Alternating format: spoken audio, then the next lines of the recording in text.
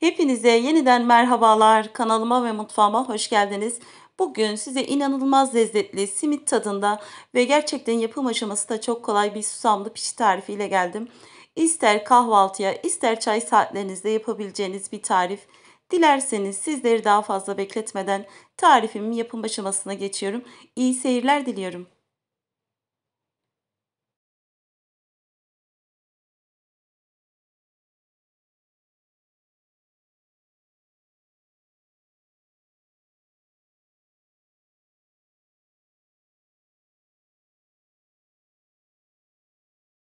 Susamlı pişi için yoğurma kasesinin içerisine 2 su bardağı ılık süt ekliyorum.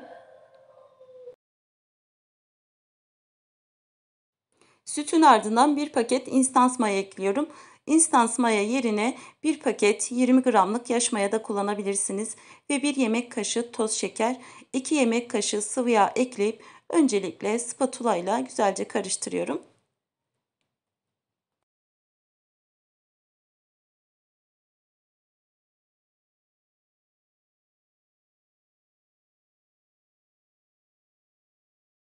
Maya eriyene kadar spatula ile karıştırdım ve ardından biraz un ekliyorum. Eklediğim unun üzerine bir tatlı kaşığı tuz ekliyorum.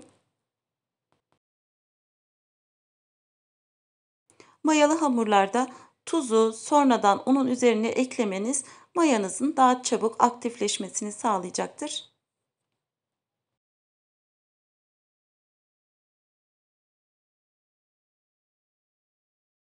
Unu azar azar ilave edip spatula ile karıştırmaya devam ediyorum.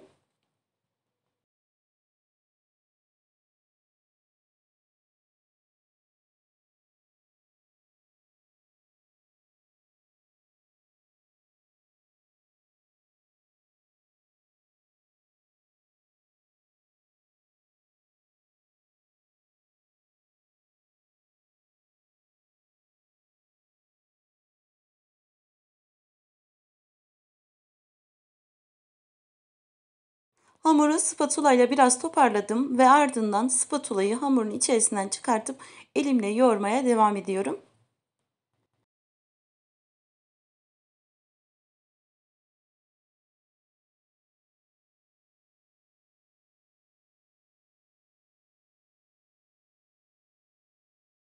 Hamurumuzun kıvamı ele yapışmayan yumuşak bir hamur olması gerekiyor.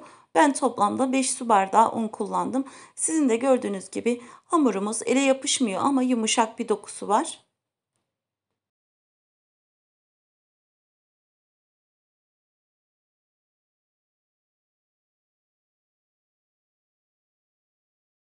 Güzel bir sonuç alabilmemiz için hamurumuzu iyi bir şekilde yoğurmamız gerekiyor.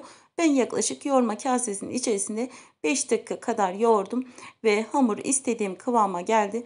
Üzerine bir jelatin örtüp yarım saat kadar mayalanmaya bırakıyorum.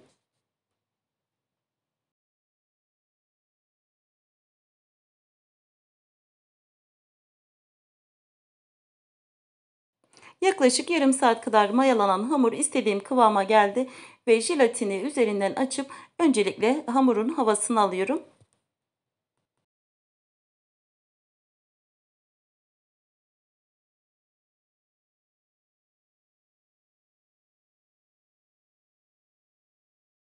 Hamurun mayasını aldım ve ardından masanın üzerine alıyorum ve iki eşit bezeye bölüyorum.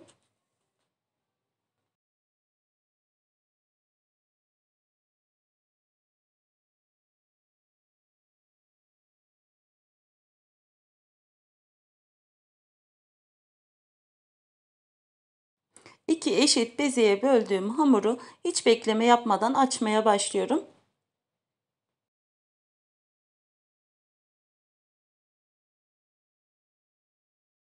Biraz un yardımı ve merdane ile yaklaşık 30 santim çapında bezemi açıyorum.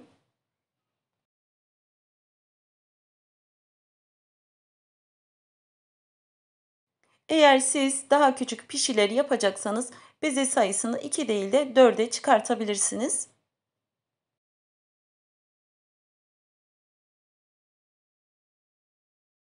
Yaklaşık 25-30 santim genişliğinde açtığım hamurun öncelikle fazla unlarını aldım ve bir fırça yardımıyla üzerine süt sürüyorum.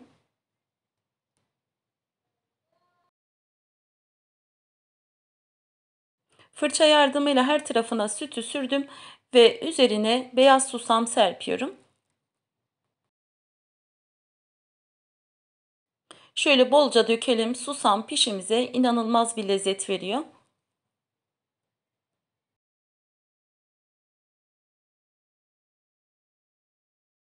Susamı bol bol döktüm ve ardından hamurun içerisine güzelce yapışması için merdane ile bir iki defa bu şekilde sizin de gördüğünüz gibi geçiyorum.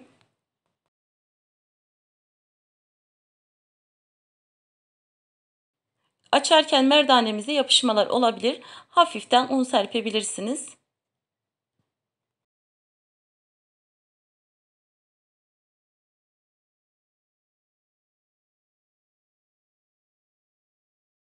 Hamuru ters çevirip bir iki defa merdane ile tersinden de geçip tekrar yüzünü çeviriyorum.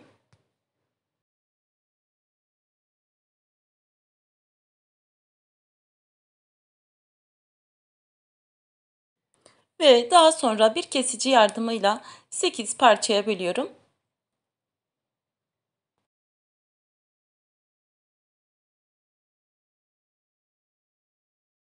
Ben 8 eşit parçaya böldüm ama siz isterseniz daha büyük, daha küçük de yapabilirsiniz.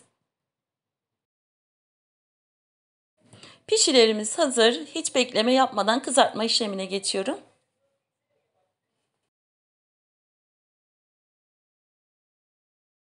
Pişileri kızartmak için uygun bir tavanın içerisine bolca sıvı yağ ekledim ve yağ ısındıktan sonra pişileri kızartmaya başlıyorum. Kızartırken tavanın içerisindeki yağdan pişilerin üzerine kaşıkla dökelim ki bu şekilde daha güzel kabaracaktır.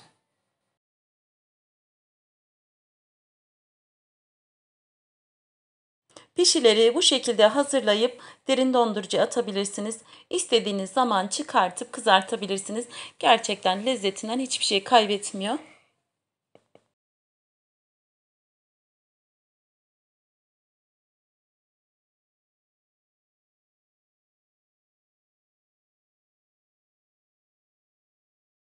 Kanalımda daha önce balon pişi tarifi var. Gerçekten sizlerden çok ilgi gördü.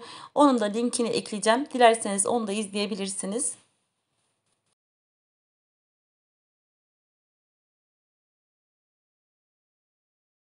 Siz izlerken ben de size burada bir hatırlatma yapayım.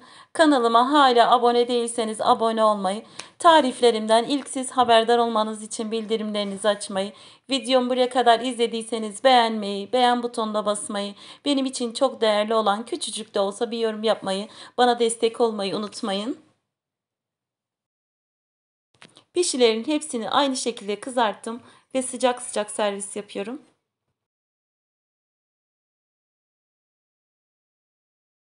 Evet, muhteşem görüntüsüyle susamlı pişilerimiz hazır.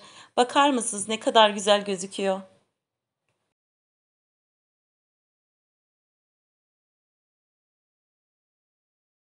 Simit tadında susamlı pişilerimiz sizin de gördüğünüz gibi muhteşem gözüküyor ve inanın ki lezzeti de bir o kadar harika.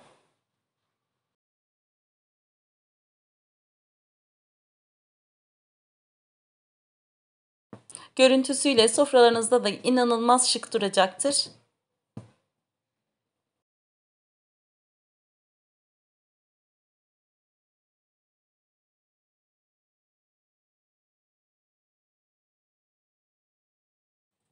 Size pişilerin iç dokusunu da göstereyim. Gerçekten dışı çıtır çıtır, içi de yumuşacık, pamuk gibi.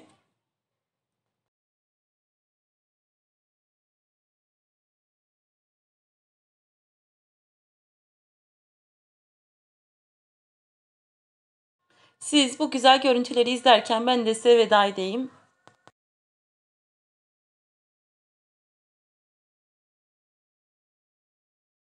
Yapıp deneyeceklere şimdiden afiyet olsun. Bugünlük de benden bu kadar. Yeni tariflerde, yeni videolarda görüşmek üzere. Hepiniz Allah'a emanet olun. Hoşça kalın.